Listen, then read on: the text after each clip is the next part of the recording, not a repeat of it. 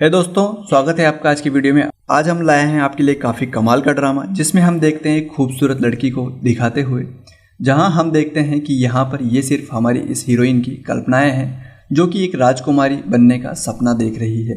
और वो कल्पना करती है कि एक दिन मैं भी राजकुमारी बन जाऊं और राजकुमार के साथ खुशी से रहूं। लेकिन अब हमें स्क्रीन पर एक कपल्स दिखते हैं और वो कहती है कि ये मैं नहीं हूँ।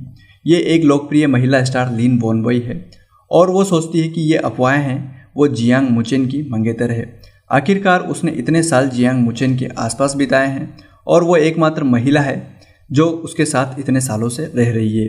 अब हम देखते हैं कि किस तरीके से समंदर में फिशिंग करने का काम कर रही है और वो कहती है कि ये मैं हूँ, एक साधारण मछुआरे गाँव की एक लड़की। और वो इस तरीके से हमें दिखाई देता है कि वो उसकी शिप बोट से नीचे उतरते हुए तट पर आती है और वहाँ वो कुछ सोचते हुए जाती है। वो सोचती है कि मैं जैसी भी हूँ, साधारण, फिर भी खुशी से जी सकती हूँ। मैं अपनी मौजूदा ज़िंदगी को संजोती हूँ और मैं खुश हूँ। मेरे दोस्त विचारशील है और उसे एक आवाज़ सुनाई देती है, जिया हूँ। और उसकी एक दोस्त उसके पास आती है और वो उसे कहती है कि आज दोपहर में मेरी डेट है, कृपया ये मछलियाँ क्या तुम मेरे लिए सुखा दोगी। और वो उसे कहती है ठीक है, आप जाइए। इतने में ही उसके पास उसकी एक और दोस्त आती है और उसे कहती है जिया हूँ, मेरा ये जाल लो और क्या तुम समंदर से मेरे लिए मछलियाँ पकड़ दोगी।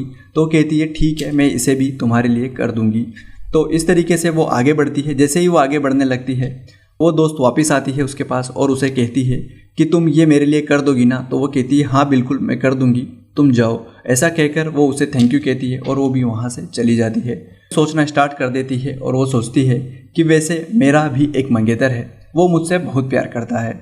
जैसे ही वो ये सोच रही होती है, उसे एक आवाज़ आती है, तुम यहाँ क्यों हो। और उसे उसका एक दोस्त दिखाई देता है जो उसे बुलाता है कि मैं तुम्हें कुछ बताना चाहता हूँ जिया हूँ, यहाँ आओ। तो उसके पास जाती है और वो उसे कहता है कि ये 10वीं बार था जब मैं समंदर में गया और मुझे एक बड़ा और चमकीला मोती मिला। जियाऊ, मैं शादी कर रहा हूँ, ऐसा वो जियाऊ से कहता है। ये इतना अचानक क्यों है, लोग अभी तैयार नहीं हैं, तुम्हारे साथ नहीं, वो जेन है, ऐसा वो जियाऊ को कहता है। अब दोस्तों हमें यहाँ पता चलता है कि जियाऊ ही वो लड़की है जिसका मंगेतर ये वो व्यक्ति है जो इसके सामने खड़ा है। हम देखते हैं कि वो कहता है कि जेन से वो प्यार करता है और वो कस्बे के कारखाने के एक डायरेक्टर की बेटी है जिससे वो प्यार करता है। हम यहाँ पर जेन को देखते हैं जो उनके पीछे ही खड़ी है।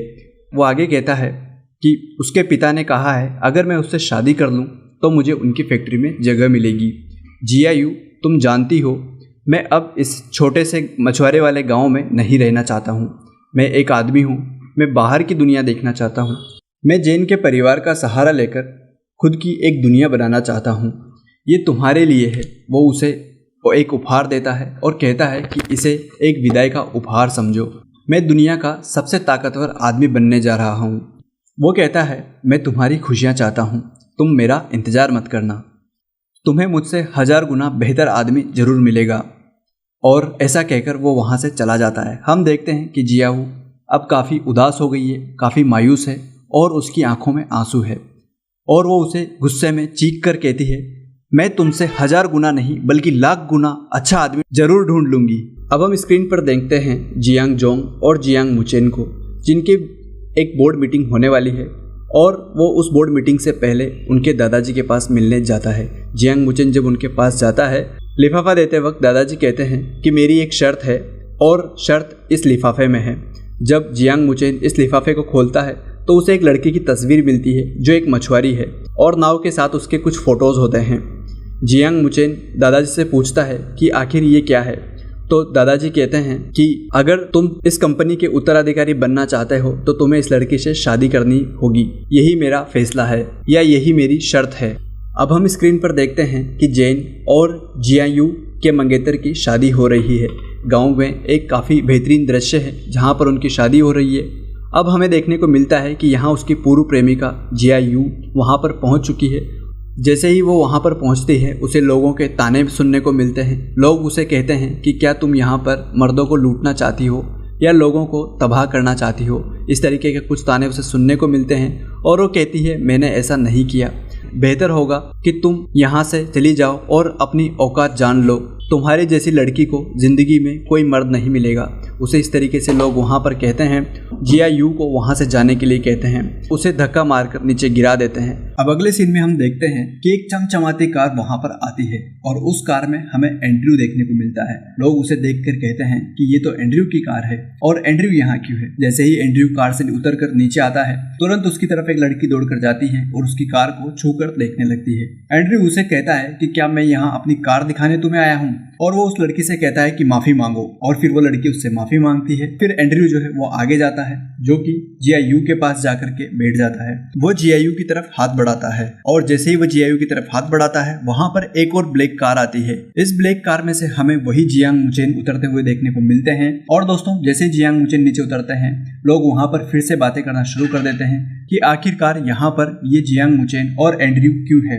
एंड्रयू का दूसरा नाम दोस्तों जियांग आनचेन भी हमें देखने को मिला है। फिर हम देखते हैं जियांग मुचेन अपनी अच्छी खासी एंट्री के साथ में एंड्रयू के पास जाता है और वहां पर हम देखते हैं कि जिया वू अभी तक नीचे गिरी हुई है। और वहां जाने के बाद जियांग आनचेन जियांग मुचेन से कहता है कि भाई की रफ्तार मेरी उम्मीद से काफी तेज है, मैंने सोचा नहीं था कि तुम इतनी जल्दी यहाँ पर आ जाओगे। फिर जियांग आनचेन जियांग मुचेन से कहता है कि ये लड़की मेरे साथ है और मैं इसे लेकर जाऊंगा। फिर हम देखते हैं कि जियांग मुचेन जियांग आनचेन से कहता है कि भाई तुम इस तरह से किसी और की मोहब्बत नहीं छीनोगे। और फिर जियांग मुचेन कहता है कि ये लेडी मेरी है। और फिर हम देखते हैं कि जियांग आनचेन जो है वो कहता है कि इस लड़की के लिए मैं यहाँ आया हूँ और मैं बिल्कुल नहीं चाहता कि भाइयों के बीच में किसी तरीके की कोई चोट पहुंचे और इसे तुम मुझे मेरे साथ जाने दो। वहीं जियांग मुचेन कहता है कि ये लड़की कोई गांव की लड़की नहीं है बल्कि ये मेरी लेडी है और ये मेरे साथ जाएगी। और वहीं भीड़ में सब गुसपुस करने लगते हैं कि आखिरकार जीआईयू क्या इन दोनों में से किसी की मंगेतर है। फिर हम देखते हैं जियांग आनचेन जियांग मुचेन से कहता है कि तुम मेरे काम से दूर रहो, नहीं तो तुम्हारे खिलाफ जो मीडिया रिपोर्ट्स वैसे ही वायरल हो रही है उनसे तो तुम पहले ही परेशान हो। और उसके बाद हम देखते हैं कि जियांग मुचेन जियांग आनचेन से कहता है कि अगले आधे घंटे में मैं तुम्हारे सारे स्टॉक्स को शॉर्ट्स कर दूंगा। अगर तुम यहाँ रहोगे तो तुम 10 मिलियन खो दोगे। यहीं रहना है या चले जाना है ये तुम्हारे ऊपर निर्भर है। फिर हम देखते हैं कि जियांग आनचेन जो है वो जियांग मुचेन से कहता है तुम निश्चिंत रहो, मेरे पास 1000 तरीके होंगे जिससे ये लेडी मुझसे प्यार कर बैठेगी। और जियांग आनचेन वहां से चला जाता है। और फिर जियांग मुचेन जीआईयू के पास जाकर कहता है कि क्या तुम मेरी एक काम में मदद करोगी। तो फिर जीआईयू उससे कहती है कि मैं किस काम में तुम्हारी मदद कर सकती हूँ। फिर जियांग मुचेन उसे कहता है कि मेरी मंगेतर बनकर तुम मेरी मदद कर सकती हो। जीआईयू हैरान होकर कहती है कि तुम ये क्या कह रहे हो। फिर हम देखते हैं कि जियांग मुचेन जीआईयू के एक्स हस्बैंड से या एक्स मंगेतर से कहता है कि तुम कल आकर मुझे फैक्ट्री में अपना इस्तीफा दो। और वो कहता है कि मैं इस फैक्ट्री का डायरेक्टर हूँ, इसीलिए मैं तुम्हें कह रहा हूँ कि तुम मुझे कल मेरे हेड ऑफिस में आकर मुझे इस्तीफा दो। और फिर जीआईयू धीरे से कहती है तुम मुझ पर विश्वास करते हो। जीआईयू कहती है कि आज मेरी मदद करने के लिए शुक्रिया। और फिर जियांग मुचेन उसे अपनी बाहों में उठाकर उसकी कार में बिठा देता है। फिर जीआईयू उसे कहती है कि बस मुझे आगे वाले गांव के दरवाजे तक छोड़ दो। लेकिन जियांग मुचेन उसे कहता है कि नहीं, तुम मेरे साथ चलो, लेकिन मैं तुम्हारे साथ वहां क्यों जाऊं। और फिर जियांग मुचेन उसे कहता है कि मेरे दादाजी से मिलो और मेरे साथ चलो। फिर जीआईयू उसे कहती है कि तुम्हारे दादाजी से मैं क्यों मिलूं, मैं उन्हें नहीं जानती। फिर हम देखते हैं कि जियांग मुचेन उसे फिर कहता है कि मेरी मंगेतर बनने के लिए। और फिर जीआईयू उसे कहती है कि तुम अभी मजाक नहीं कर रहे थे। जियांग मुचेन उसे कहते हैं कि तुम्हारा क्या ख्याल है। और फिर जीआईयू उसे कहती है अगर मैं नहीं चाहूँ तो, मतलब वो इनडायरेक्टली उसे कह रही है कि अगर मैं नहीं चाहूँ तुम्हारी दुल्हन बनना तो। इसके बाद हम देखते हैं कि उसका जियांग मुचेन का एक सर्वेंट जो उसी के बगल में खड़ा है वो कहता है कि मुशाओ, जो कि एक दूसरा ही नाम जियांग मुचेन का है, वो उसे कहता है कि इस तरीके के कपड़े पहनने वाली लड़की को आप कैसे सुनिश्चित कर सकते हैं कि ये वही लड़की है और ये दादाजी को शर्मिंदा नहीं करेगी और दादाजी अपना फैसला बदल लेंगे। लेकिन हम देखते हैं कि जियांग मुचेन उसे कहता है कि तुम चुप रहो और इसे अपने साथ लेकर चलो। फिर हम देखते हैं कि जियांग मुचेन और जीआईयू दोनों कार में पीछे बैठकर ट्रेवल कर रहे होते हैं। जब वो लोग साथ में जा रहे होते हैं तो उनकी थोड़ी सी नोकझोंक हो रही होती है और हम देखते हैं कि जीआईयू थोड़ी सी गीली है, उसके बाल भी गीले हैं और उसके बालों में से पानी रिसकर सीट पर गिर जाता है और जीआईयू उसे साफ करने की कोशिश करती है। लेकिन जियांग मुचेन उसे मना कर देता है और उसके मना करने के बाद भी जीआईयू उसे लगातार साफ करती रहती है। उसके बाद जियांग मुचेन उसे डांटते हुए कहता है बस करो और फिर वो उसका हाथ पकड़कर वहां से हटा देता है।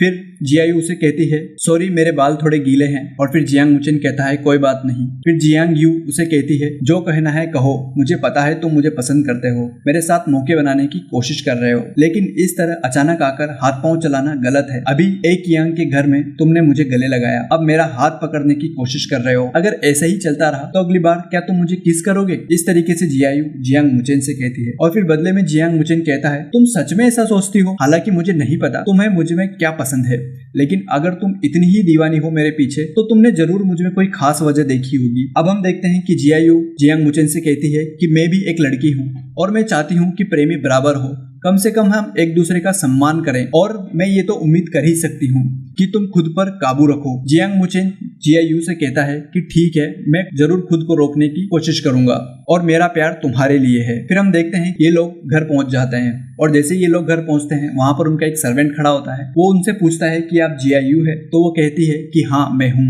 और फिर जियांग मुचेन उनके सर्वेंट से पूछता है क्या दादाजी अंदर है? तो उनका सर्वेंट कहता है कि हाँ दादाजी अंदर है और आप उनसे मिलने जा सकते हैं।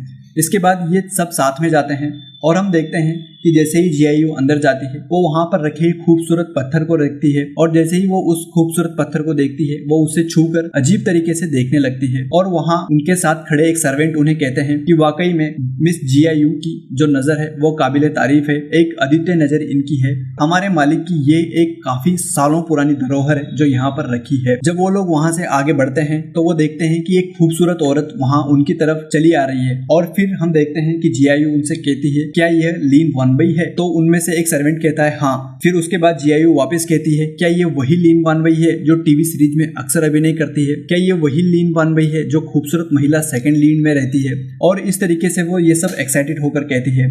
जियायू कहती है कि वो हमारी तरफ क्यों आ रही है।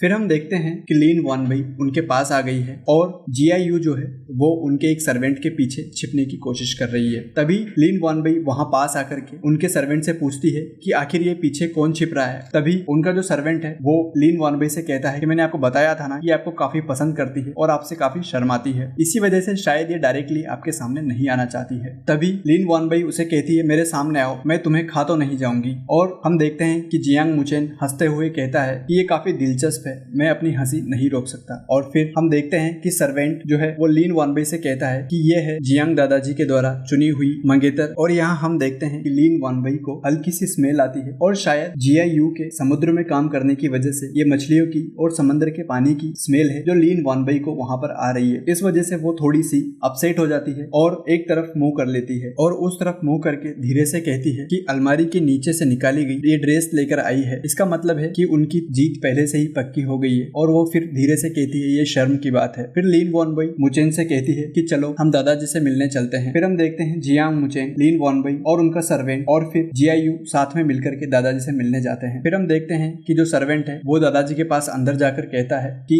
जियायू आई है और उनके साथ जियांग मुचेन भी आए हैं। दादाजी उन्हें अंदर बुलाते हैं और हम देखते हैं कि दादाजी अपनी चश्मा नहीं पहने हुए हैं, इसीलिए वो जियांग मुचेन और लीन वानबई को साथ देखकर कहते हैं कि अच्छा मैंने तुम्हें पहचान लिया, तुम वही हो जिसे मैंने बचपन में देखा था, तुम बिल्कुल वैसी ही हो और सचमुच टैलेंटेड लड़की हो, एकदम परफेक्ट जोड़ी तुम दोनों की लगती है। तभी उनका सर्वेंट जियांग ग्रैंडपा को कहता है कि आपने आपका चश्मा नहीं लगाया है मालिक, आप इसे लगाइए, आपको शायद कंफ्यूजन हो गया है। फिर जियांग दादाजी अपना चश्मा लगाते हैं और वो नजर घुमाकर कहते हैं कि मेरी नजर थोड़ी कमजोर हो गई है, कोई बात नहीं। और फिर वो जियायू की तरफ देखकर कहते हैं तुम तो बिल्कुल वैसी ही हो जैसी मैंने बचपन में देखी थी। मुस्कुराते हुए वे कहते हैं कि तुम्हें पोषण अच्छा मिला है। और फिर जियांग मुचेन और फिर जियांग दादाजी को भी वही स्मेल आने लगती है और वो कहते हैं कि मुझे कंपनी में कुछ काम बाकी है, तुम यहीं रहो और सबके साथ समय बिताओ, मैं आता हूँ। और इस तरीके से वो अपने सर्वेंट को बुलाते हुए कि चलो चुवान हम चलते हैं, और वे लोग वहां से चले जाते हैं। फिर हम देखते हैं कि जियायू कहती है क्या देख रहे हो जियांग मुचेन को। फिर जियांग मुचेन कहता है मैं खुद को रोक रहा हूँ तुमसे अपने प्यार को। तभी लीन वानबई जियांग मुचेन से कहती है कि चलो मुचेन चलते हैं यहाँ से। और इस तरीके से वे दोनों भी वहां से चले जाते हैं और जियायू को वहां अकेले छोड़ जाते हैं। फिर जियायू यहाँ से